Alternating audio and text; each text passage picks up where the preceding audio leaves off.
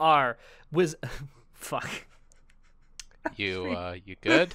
I fucked it up. Let me try that again. Wait, what did you fuck up? I couldn't remember your nickname. It's been the same thing for over a year now. I know that, but I'm a dumbass. All right, in 3, 2, 1.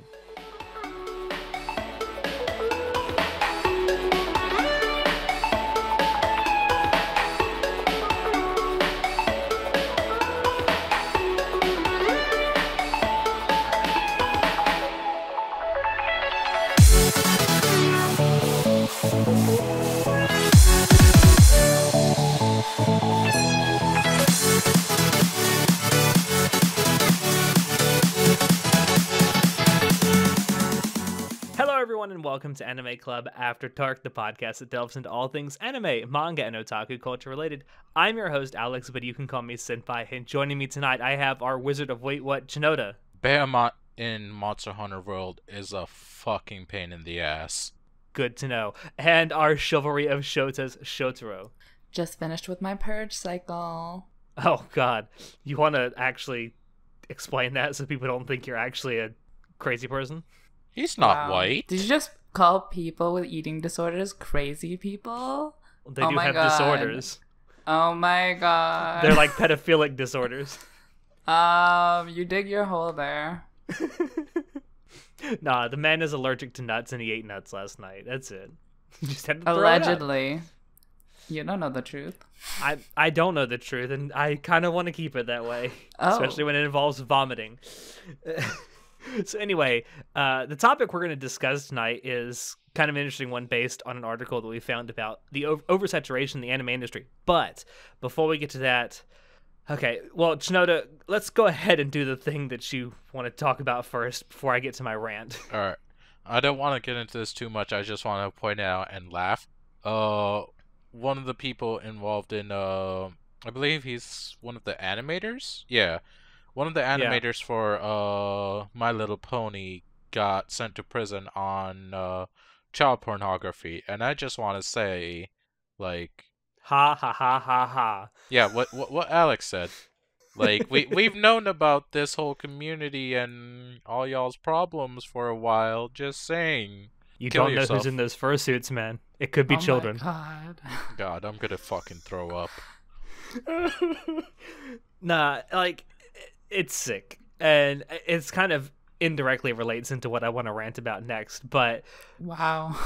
I mean, I said Okay. indirectly relates. Yeah. But one last thing, though, about this. Like, the guy apparently is only getting sentenced to 28 months. And this took place in Canada, by the way, for anyone who's actually curious. So I don't know the ins and outs of the Canadian justice system.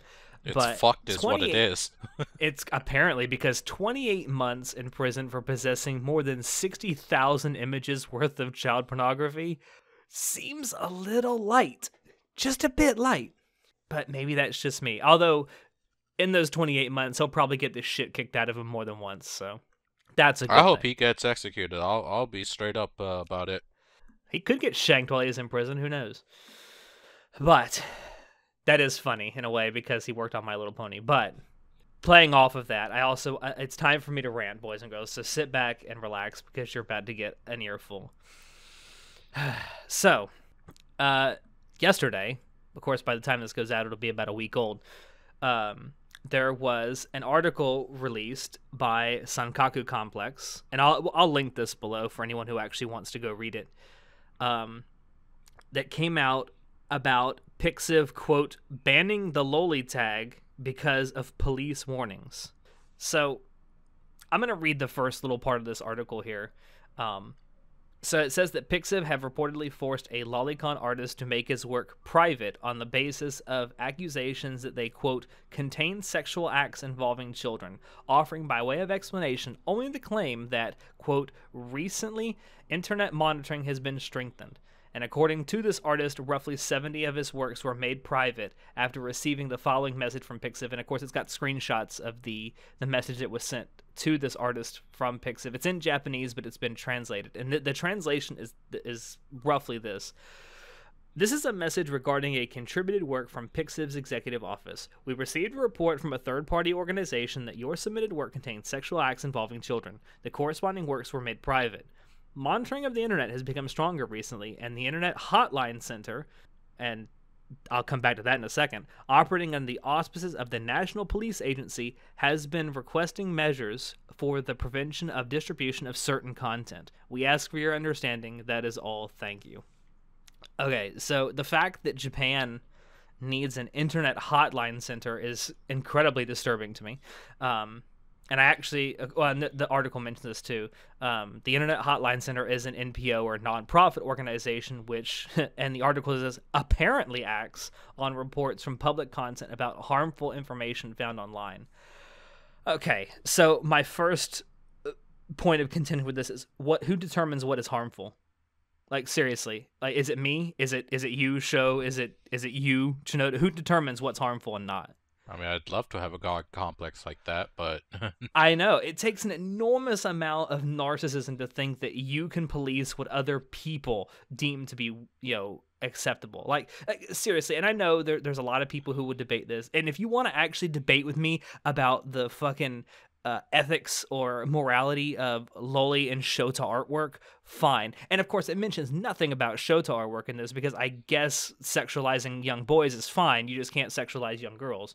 But if you want to sit here and have a discussion with me about the ethics and morality of that, that's fine. That's a completely different argument. But in order for like a crime to be committed, which they seem to be insinuating that one has here, there has to be like there has to be an injured party. And I ask everyone out there, who is the injured party when someone makes a drawing of a young child?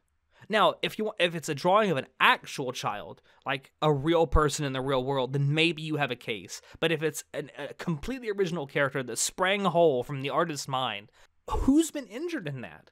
Like, seriously, I am so sick and tired of this shit. And of course, in this article, there's a Twitter user who kind of responds to this. It says, one Twitter user, however, believes this has been a case of someone misusing the Internet Hotline Center's report form, pointing out that the form explicitly states it's for reporting sexual acts, quote, involving actual persons under the age of 18. I have news for all of you out there. No matter what you think of the ethics and morality of loli or Shota artwork, whether sexual or not, they are not real people. They are fucking drawings. Seriously. I know you might want your waifus or husbandos to be real, but they're fucking not. I don't both sides need to recognize that. Like, these are literally just drawings. I'm sorry, no matter what, it's drawings, and all you're hurting at the end of the day is artists.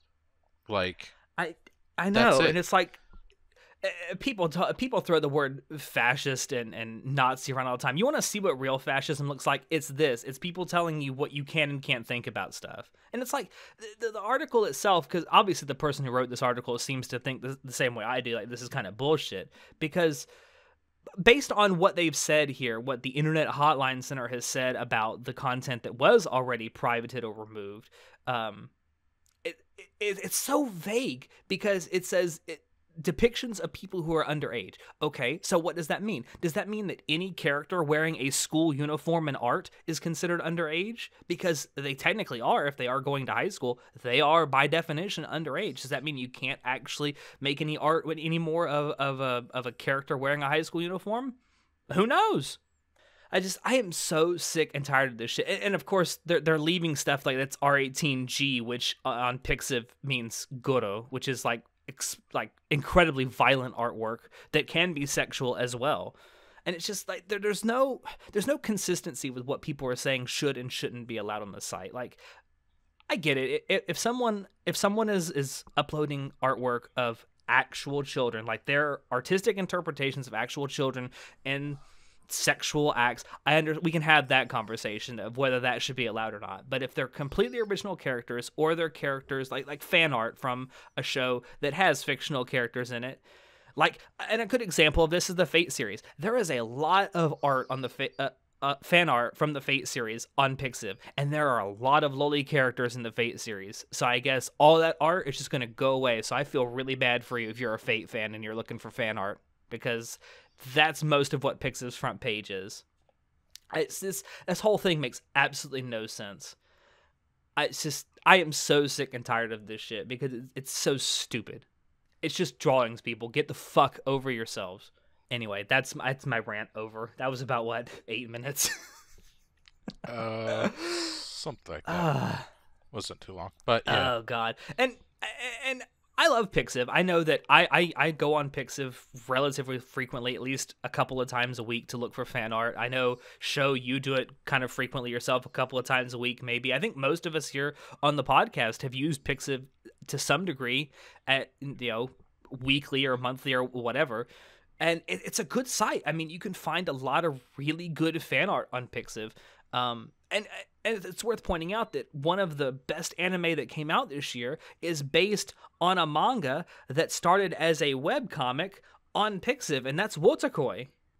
Wait, really? Watakoi started there? Well, yes, Wotakoi started on Pixiv as a webcomic, and then someone from a publishing company picked it up and said, hey, would you mind come making this manga for us so we can publish it? I mean, it's a great way to find good artists like that, and it's a shame because a lot of these artists they get started doing commissions for people, and some people, yes, commission loli and shota artwork, but it's still a great tool for. It's almost become like YouTube has become sort of this way to find like good video content creators. Well, Pixiv has kind of become a really good source for finding like artistic content creators, and it's just it'd be a shame for it to be legislated out of relevance like this, especially by a third party. Anyway, we got to stop talking about this because I could do like 5 hours on why this is such a terrible idea. But Jesus Christ, I'm so sick and tired of bullshit like this. Yeah. I noticed you were very quiet through all this, Show. It's a tired argument. So it is, and we did an episode of the podcast about this a few months ago, where we talked about sort of the ethics of like loli and shota anime, and I mean I highly recommend you guys go check that out because we did talk about some of the ethical issues involved in loli and shota artwork. But as far as legality goes, they're just drawings, guys. No one's been hurt. There is no injured party. No crime has been committed, and it's like. And people will use the argument that, people can use this sexualized loli and shota artwork to it creates pedophiles. Like, no, it doesn't. Like, pencils don't cause misspelled words, cars don't cause accidents, guns don't kill people, and lolicon artwork does not create pedophiles. Anyway, fucking moving on. I'm sorry. Rant over. It's fine. Moving on to the next part. Main topic. Moving on to the actual topic we're going to talk about tonight. Yes. So this discussion that we're going to have tonight was actually brought about by another article. This one comes from Japan Today, and actually it's about a month old at this point, but it got us talking, and we thought it'd make a good topic for the podcast. So the title of this particular article is "No One Would Be Worse Off If Half the Anime Being Made Wasn't Being Produced." And that was said by anime director Seiji Mizushima. He's been responsible for the original 2003 Full Metal Alchemist. He's been responsible for a couple different Gundam series.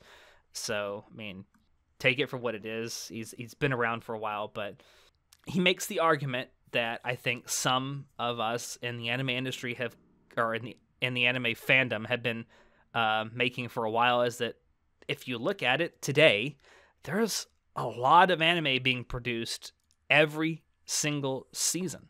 Now, I want to ask the two of you that are here with me, do you actually think that per season, now, that there are too many different series premiering every season? I, for one, most definitely think there is way too many. And it's kind of sad because there are a lot of gems that slip by just because there's a lot more brand name animes that pop up. What about you, Sho?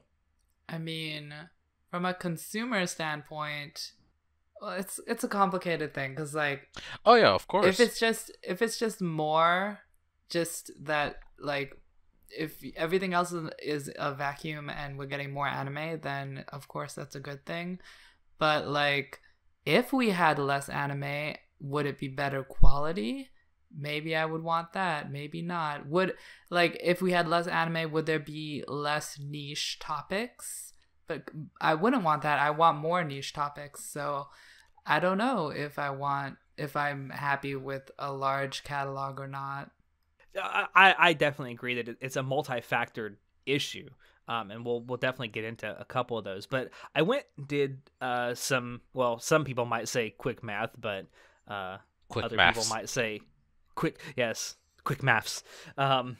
So I went and totaled up a bunch of averages for the amount of a brand new anime premiering each season, and I did this in 5-year blocks, and except for the last one. So, and I went all the way back through to 1985.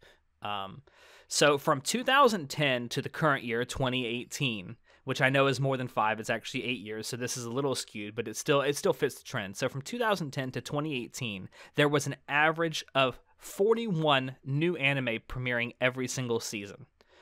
From 2005 to 2009, that number goes down to 35 anime per season. From 2000 to 2004, 27. From 1995 to 1999, 16. From 1990 to 1994, 11. And then from 1985 to 1989, it was 9.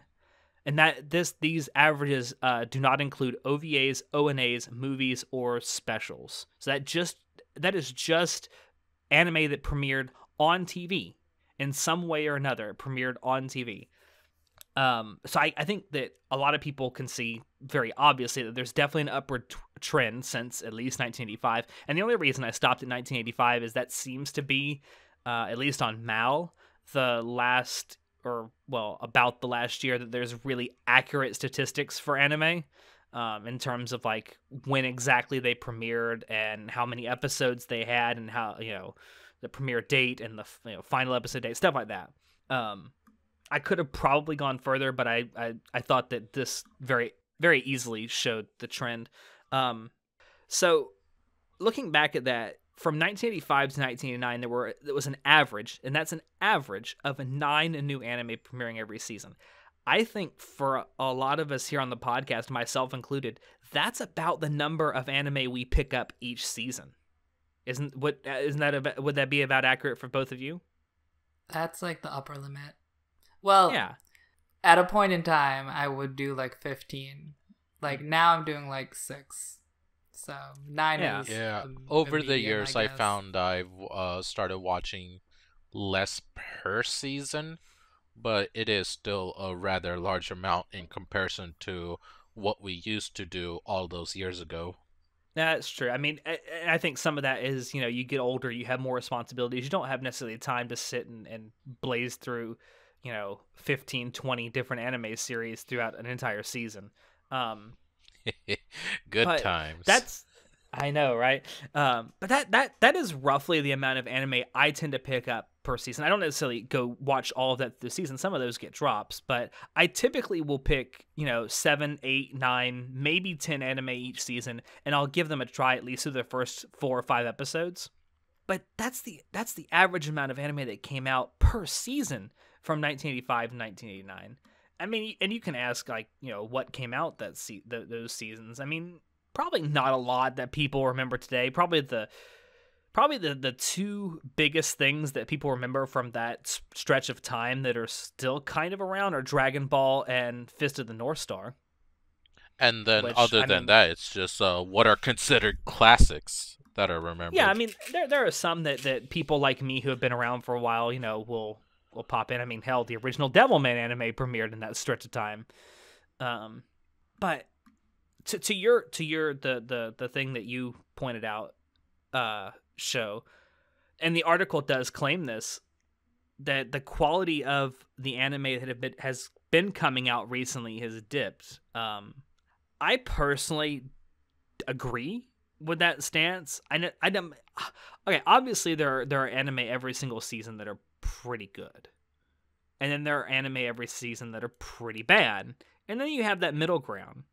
But I think that there's been at least within the last 5 years or so, maybe 10 years, with that increasing amount of anime premiering per season, there's been a shift and the percentage of anime that's moving down from the like okay to just the bad category. Would you guys agree with that?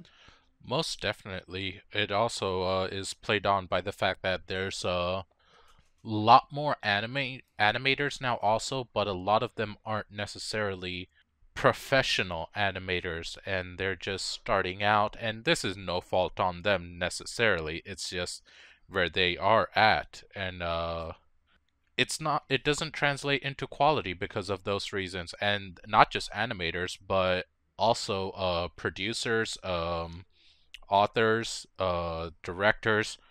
There's a lot more, but because there's most of them are new, the quality has suffered, at least in my opinion.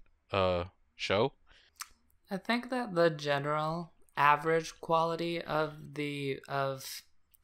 current anime is pretty bad because there's a lot of shit.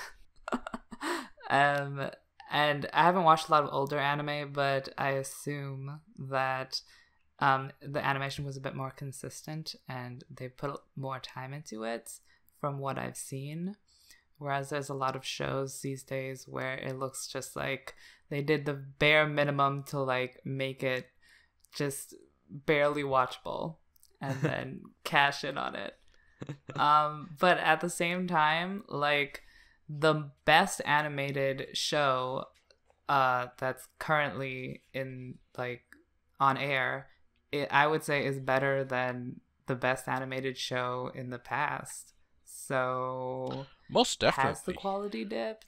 I know. I think like, I think you're talking about like from a technical perspective, and I would definitely agree with you that like in terms of like the technical aspects of creating anime, I think that's definitely gone up tenfold since like the mid 1990s or late 1980s.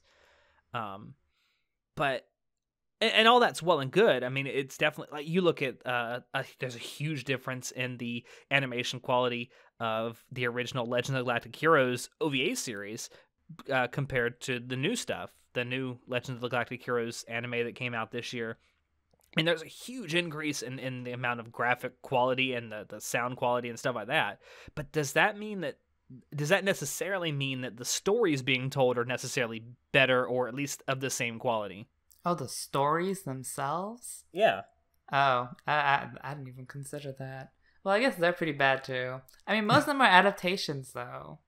I think that's something else that a lot of people don't realize, that back in the day, there a lot of the anime that were coming out, especially on TV, were original anime.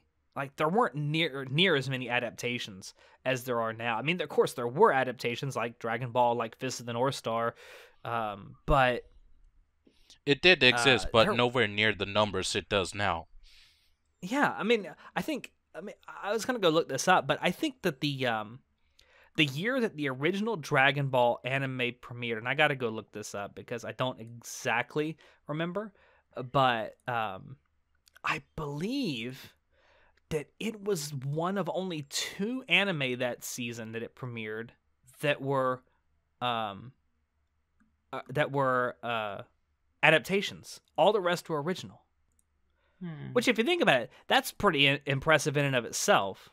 I mean, you look at it today, and you're lucky to get like in the top 20 per season on Mal. You're lucky to get maybe 2 or 3 original anime. Yeah.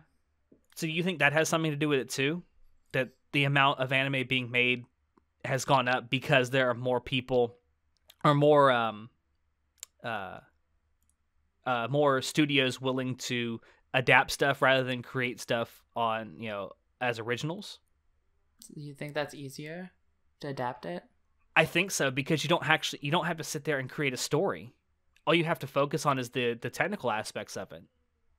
I guess so. And Well, what do I you don't think, think that's a Shinoda? reason. I don't think that's a reason why there's a large number. I think there's other reasons why they make a large number of anime, and because they're making a large number of anime, it's easier to do adaptations than to do originals. But do you think that has that's some I think factor, that's maybe a- not the I factor, think- but it is a factor. I think that's It an certainly effect, not plays a into it. cause. Yeah, I think it plays into it. If not like a majority, it definitely has something to do with it.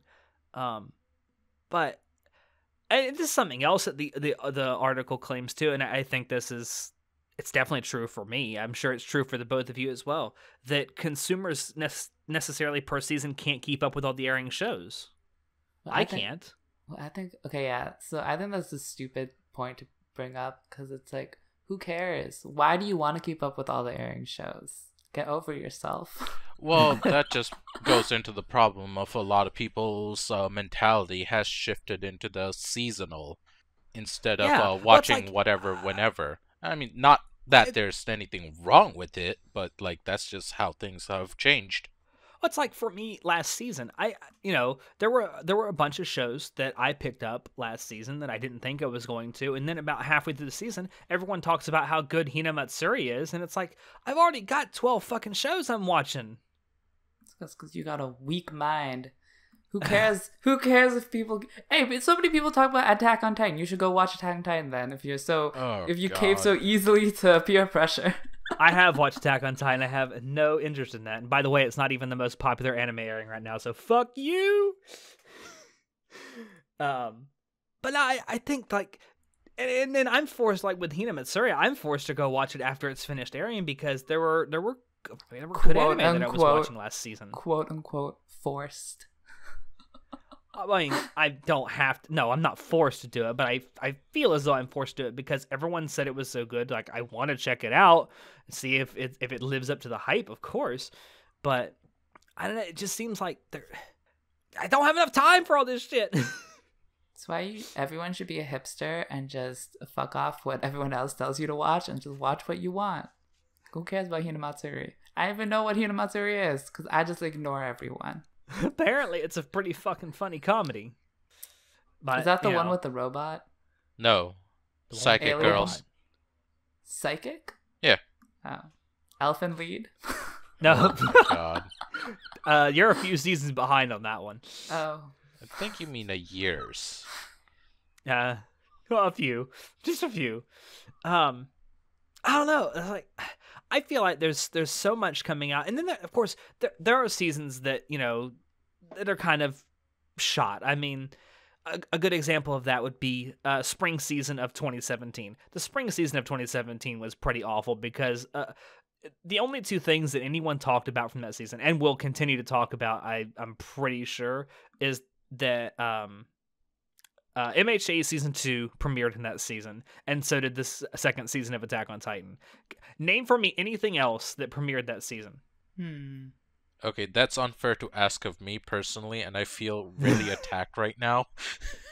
Well, you should know because one of the things that Wait, premiered that Kato. season is something you're still watching, Shinoda.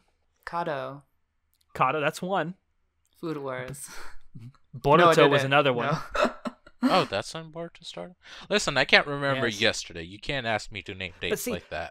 that's kind of my point though. It's like there were two like huge shows that premiered, and no one else remembers most of anything else that came out. Like Aramanga Sensei also premiered that season. Recreators, Tsukigakure premiered that season. I mean, there was some other good shows that premiered that season that no one talks about anymore.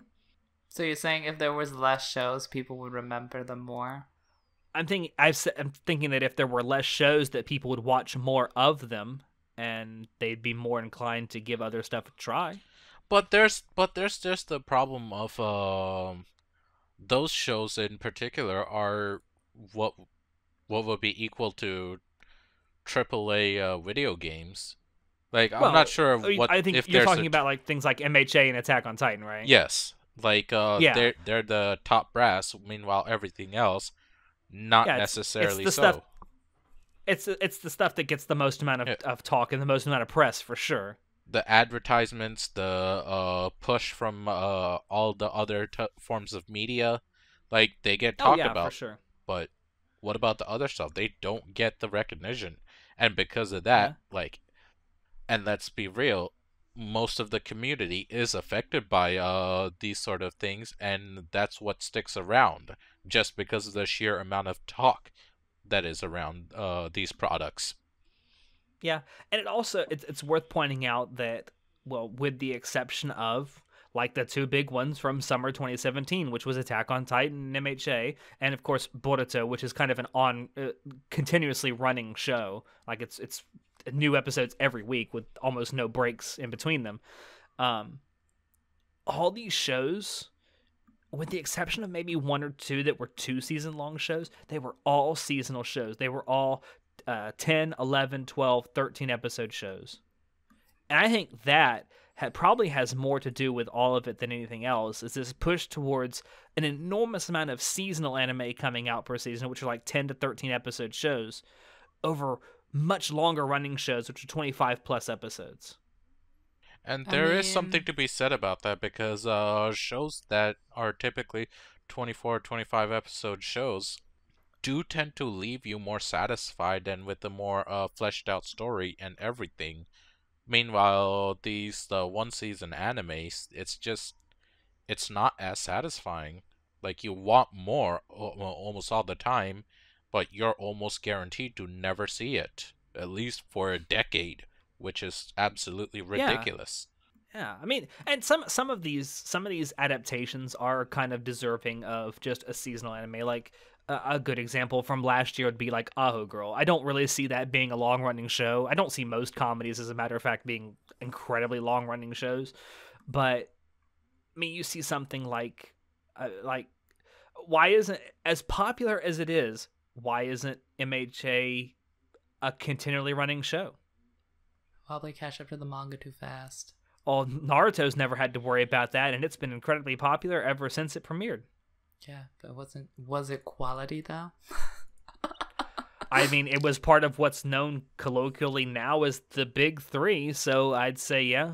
Yeah. I mean, I'm pretty sure that the Big Three refers to popularity, not quality. Yeah, I mean, no, it yeah, does. it does. It certainly does. But I would argue that Naruto at times was very high quality. Of course, there were times most definitely. and you're gonna get that with anything that is a continually running show that airs new episodes every single week. There's gonna be stretches of it that aren't as good as others, but as a whole, yeah, I'd say Naruto as a whole is much higher quality than any shonen that's currently airing now.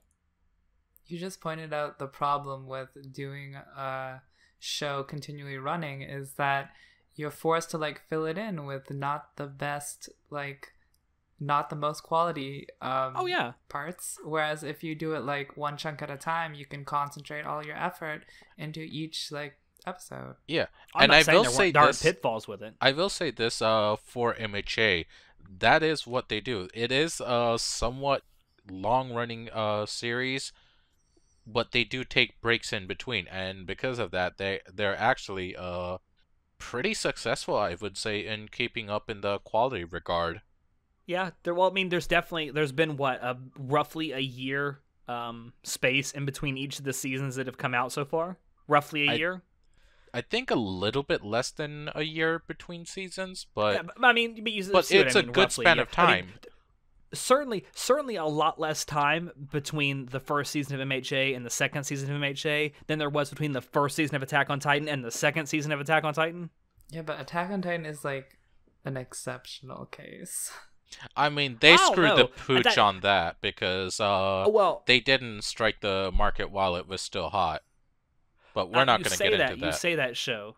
You say that it's an exceptional case, but I don't think, and it may very well have been an exceptional case, if not for the fact that there's a lot of other anime doing that same thing now. I mean, look at Code Geass coming back after 10 years. You have... But no one demanded that. No one wanted that. Of course, I'm not saying that no one asked for it, but it is nonetheless happening. You have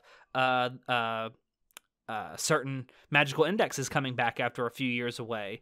You have, for fuck's sake, there's going to be a new Spice and Wolf anime next year. So not only have studios strayed away from originals into adaptations, but now they're just going further, they're just adapting further adaptations that they already adapted. Well, I think some of that has to do with there is a legit industry for nostalgia now. I mean, you look at even Hollywood. There's definitely a nostalgia industry in the entertainment industry in both the East and the West. To take it away from anime for just a second, there is a lot of talk in a lot of the millennial generation about the fact that we're getting sold on our nostalgia, and like there a lot of the industries are making profits over just that alone. I think there's definitely a case that you could make for that because, I mean, you look at Hollywood today, and there's no question that they're trying to sell nostalgia for a lot of their products that they're coming out with. And I think you're starting to see that in the anime industry, especially now that the anime industry has sort of embraced the fact that they have an enormously and still growing Western audience. That these people kind of got into anime in the mid 1990s and early 2000s, and they thought it was pretty good back then. Why don't we give it to them again and see if they still think it's pretty good? And hell, we see them doing it in different ways as well, as in making different animes, aka let's say Darling in the Franxx, in comparison to Ava, and it did sell. It sold very well. Yeah. I mean, regardless of what you think of the quality of Darling in the Franxx, you can't deny that there are certain similarities that you can draw between it and Eva. And Eva was incredibly popular in the mid 90s and early 2000s. And I mean, that's even further emphasized by the fact that they have the Eva rebuild movies that are enormously popular and successful as well. They're some of the most talked about and most profitable pieces of merchandise in the entire industry, and that's saying something. Yeah. So that again, that kind of ties into the amount of anime being made. I mean, people want to get in on the ground floor of this new nostalgia industry, and it pays. It's shown that it's paid dividends. I mean, hell, look at the I forgot where I was going with this. Where was I going with this? Oh, I mean, look at the whole Index thing. I mean, like the Raildex franchise is huge in Japan. And I think when the new season of Index airs in the fall, you're going to see it be probably one of the most watched things that season, both in the East and the West. Yeah, like it, but for certain. But back to what we were actually talking about. I definitely think that especially with the amount of seasonal shows coming out, that definitely has way more to do, I think, with the amount of anime being produced per season.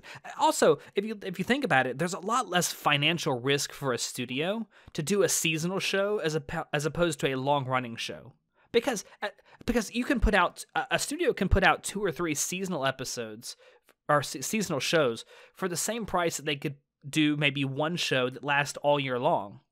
And then there's so much less risk because if only one of those fails, like let's say you put out 4. Let's say a studio like I'm trying to think of a generic anime studio. Like let's say, for fuck's sake, let's say Studio Wit. Let's say they got tired of making Attack on Titan, and one season they came out with 4 shows. Let's say 3 of those are let's say 2 of those are relatively successful. One is enormously successful. One's a failure. Okay, so you did 75% of the shows that you made that season, that season were pretty good and got you a significant amount of money. And then one was kind of a throwaway, but you still made a profit on everything that you made, regardless of your one failure. Now let's say they did an entire year of Attack on Titan, and let's just say that it was very poorly received by everyone. Okay, so now they're out all the money that they spent on making that one 52-week season of Attack on Titan. That's a huge financial risk. Yeah, it's definitely smarter to do it seasonally. I mean, I don't even blame them. I think it's a pretty good way to do it, honestly. Yeah, it's certainly a way for new studios to get established, I think. I think you're also kind of seeing that with some of these smaller, newer studios because they're starting to market their shows to a niche audience and niche fan bases. I mean, one of the things that the article points out is Uma Musume from last season. I mean, that's an incredibly niche audience that it kind of I hate using this term, but because it's got such a negative connotation, but panders to. I mean, you can't imagine a show like this getting made in like the mid 90s. A show about lesbian horse girls who are also idols that run. I mean, Like there's that's so such a specific. niche audience. Yeah. Yeah, like I say, it's such a niche audience. Like I mean, a studio like Studio Wit couldn't get away with that because people look at them and say, "What the fuck are you doing?" I mean, you say it's niche, but doesn't like it fit into the broad like cute girls moe genre? I mean, you can say that it definitely has a moe aesthetic to it, but who can you think of a single person that asked very specifically for a show about horse girls who are racehorses, who are also idols, and it has a tinge of lesbianism to it? I don't think otaku are that picky with their waifus. No, they aren't. They certainly aren't. Maybe, but I think you kind of get what I'm saying, though. That there are shows that kind of pander to the niche audience. I'm not saying it's necessarily bad because like there's literally an anime for everyone out there. There's an anime for every taste out there these days, and I think that's kind of a good thing. It certainly helps in getting people into anime, I think. Does it? I think so, because if you have someone who is never seen anime in their life and like they have really weird interest, I mean, there's probably an anime out there by now that has explored that interest. I mean, there's fucking anime about sumo wrestling, about badminton, there's anime about motorsports, there's anime about school life, and it's just like every topic you can almost think of anymore, there's an anime because there's been so many seasonal anime that have explored those topics. I guess so. I feel like most people get into anime because of the big, broad shows, though, rather than the niche ones. Maybe. And actually, we're planning on exploring that in a couple weeks. But I think it plays some part in it. I think it gives anime a charm. It's like a quirky charm. It's like, oh, this is so like niche and weird. Oh my god. But I don't know if it actually like attracts people. It's like, no, mom, it's just a cartoon. I don't know. I think there's a case to be made that you can actually use some of those niche things to get people into anime. Certain people, maybe not everybody, but certain people. Is that do you actually see that as a problem though? Studios catering to niche fan bases. Also, like, is it really that it's a niche fan base, or is it just that like it's a cultural divide, whereas like the Japanese interests are different than the Western interests? Because I don't think it's very niche for them. Like stuff that would be niche for us is pretty popular in Japan. So that's a really good point. I don't know. There might be a good thing to look at in the cultural question. I don't know. I'm not Japanese. I have never even been to Japan. I'd love to go, but I can't speak on behalf of someone who is Japanese and has experienced the culture. But it could be a cultural divide, and that could explain a lot, actually. I mean, we look at it and say, wow, this show about horse girls sure is weird, but they look at it and like, ooh, moe. And moe is a very, very large thing to pander to. Oh, yeah. I mean, fucking half of the anime that come out these days have, like, girls with really rounded, puffy cheeks and big eyes and... The moe aesthetics. Antenna hair, my god. The fucking KyoAni antenna hair. God bless KyoAni for giving us the antenna hair. But, I don't know. It seems to me that there are way more studios, especially startup studios, that will do that. They'll do these seasonal anime that kind of pander to these niche aesthetics or these niche fan bases just to get their name out there. I'm not saying that it's not necessarily a legitimate way to, start up an anime studio. I think it's actually a good thing for them, but I guess time will tell on that one. See, now that I'm thinking about it, I can't really think of like a decently successful quote-unquote niche anime. Like most of them appeal to broad demographics, honestly. Even if they're weird, it's like you can fit them into a broad demographic. It's like most of the things that when you say like new studios appeal to a niche demographic, I'm thinking like they make some harem slutty show to like sell quickly and then they move on to like other shows. Like that's pretty broad. I wouldn't really call that niche. Well, one of the studios that kind of comes to mind when I say that is Studio Feel. I mean, Studio Feel used to be known for making like this really, really trashy fucking shows, and to some extent they still do. But then, I mean, because they got kind of started making Kiss X Sis and Yasuko no Sora, and it's like Those types of okay. shows. Yeah, like shows that are based around like harems and incest. I'm Exactly what I'm saying. It's like the slutty ecchi, which Yeah. I mean, you would like. I would understand why you would call it niche because like you would never see that in like in a Western media, or like you really rarely see it, but like it's everywhere in Japan. So I think that's a pretty like stable market. Like the ecchi market is pretty stable in Japan. Maybe. I will say this though, and this actually kind of plays into something else, is that there's a lot more avenues for getting your anime seen these days than there used to be. Like it used to be, if you wanted to show like an episodic anime series, you had to do it on television. You don't have to do that anymore. Like you have, there's a whole bunch of like streaming services. You got like in the West, you got Crunchyroll and Funimation and High Dive and Amazon. I mean, and now you have a huge player like Netflix coming into it, and I think that also has played somewhat of a role in the increase of anime being made per season.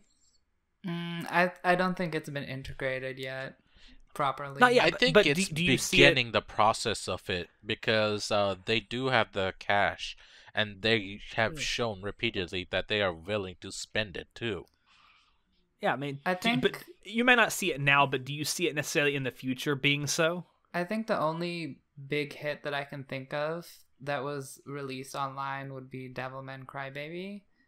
What that- about Violet Evergarden? I don't know. Was that released online? Yeah, That was a Netflix exclusive, and it was incredibly popular, Okay, I didn't know that. both in So the that East and the too. West.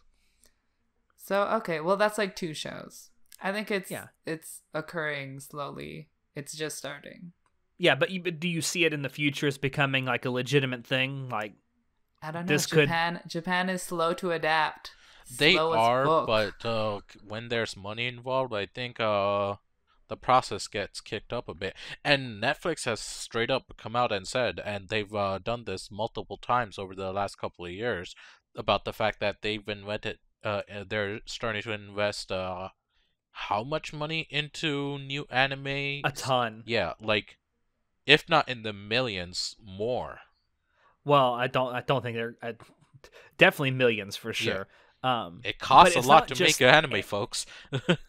It does, especially a quality anime. And it's worth mentioning that Netflix has said that they're not just spending this money on licensing stuff from other studios. They're directly funding studios to make this stuff that they're going to show. So, I mean, it's a new avenue. I can see it as definitely, since it is a brand new avenue that has so few restrictions on things like how long an episode of an anime has to be, the content. I mean, there's really no restrictions on YouTube on Netflix defining like what kind of content can and cannot. And thank God be for in your that. The anime, so you can creative see- content freedom is amazing. Yeah, I know. And it directly So- impacts what the creators can put out, and that makes work so much more compelling.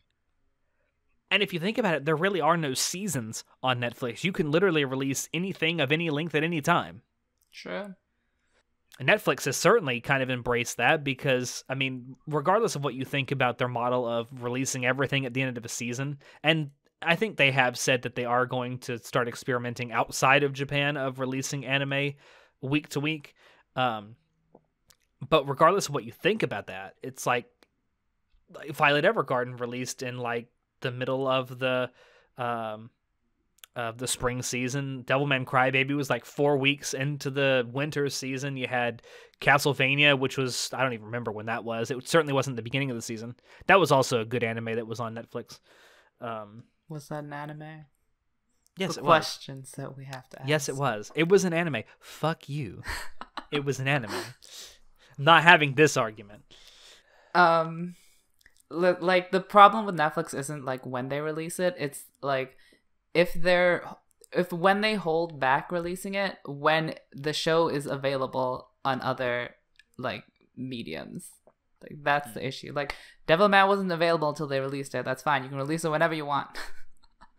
But like Little Witch Academia was available before they released it, so that was just stupid. Yeah, I mean, it's worth pointing out that I don't think that Devilman Crybaby actually aired anywhere else besides Netflix. So, I mean, you were literally waiting on Netflix. Yep. I mean, some of the other stuff that has aired also on Netflix was premiering elsewhere, like on terrestrial television in Japan as well. I think I want to say that one of the ones that came out in winter 2018 was like that. Was it Sword Guy? I don't remember. It was one of those. But yeah, I definitely see it potentially leading to that factor in general leading to a potential increase in the amount of anime being made per season. I mean, I'm hesitant because the streaming boom was like a bajillion years ago, and Japan is like so slow to get on it. Yeah. So I'm hesitant whether they're actually gonna like transfer. I would love for them to fully embrace streaming. You know, it would definitely like increase exposure, and I would assume certainly international exposure. I would assume increase profits because exposure is in relation to profits. Yeah. But like they're so traditional. Yeah. Well, so all of this kind of comes back to a question that I think we'll use to kind of end this discussion. Has the supply of new anime grown proportionally with the demand?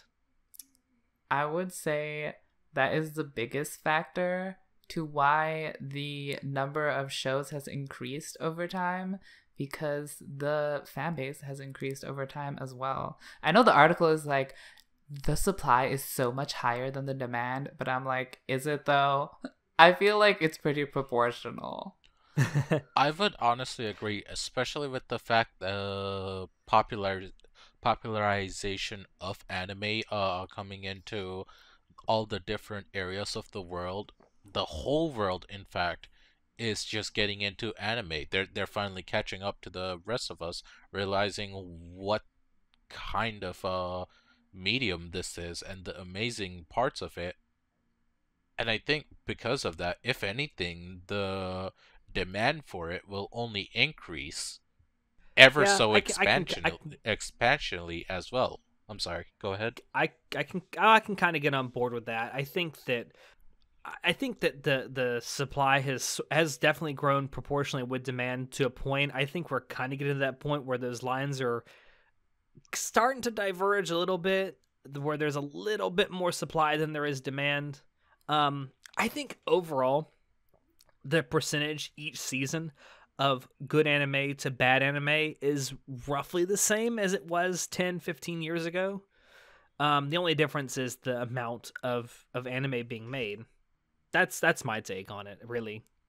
I think it does have to do with the fact that once a lot of these newer studios and newer people have more practice in the quality of everything will expand as well. It still won't solve the problem of there being just too much anime. I think that's just gonna be a problem that we're gonna have to deal with from now on, ever onwards. But Yeah. it'll have I to. like how the art. I'm sorry. Go ahead. The article was like, oh, no one ever complains about not being able to watch every live action movie that was ever released or every live action TV series that's ever released. The fuck? There are plenty of people who do that. What do you mean? People expect to watch every episode of every live action TV series ever released. Some people are what you call completionists. That makes okay. I don't believe that. Like, That's just it makes no sense. It doesn't even necessarily have to be like every single show, but a majority of shows, a majority of stuff our friends watch, our families watch, we want to watch also, just so we can keep in the loop, keep in discussions, just so we can relate to other people more. And because of how many there is, how much entertainment we have to consume, there does come a problem of just it all being overbearing. And I there guess, are but there's people who complain about it, and honestly, it's completely valid. I don't think it's valid. I think it Why are is. you complaining about more things? You're getting more things and you're complaining. It's like, oh, I wish I had less things. Oh my god. 'Cause Stop I being mean, entitled.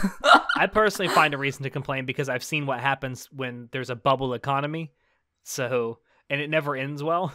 It always bursts. This is what's always been. The bubble always bursts, and I don't want the anime industry to think that there is an unlimited demand out there, because there's not.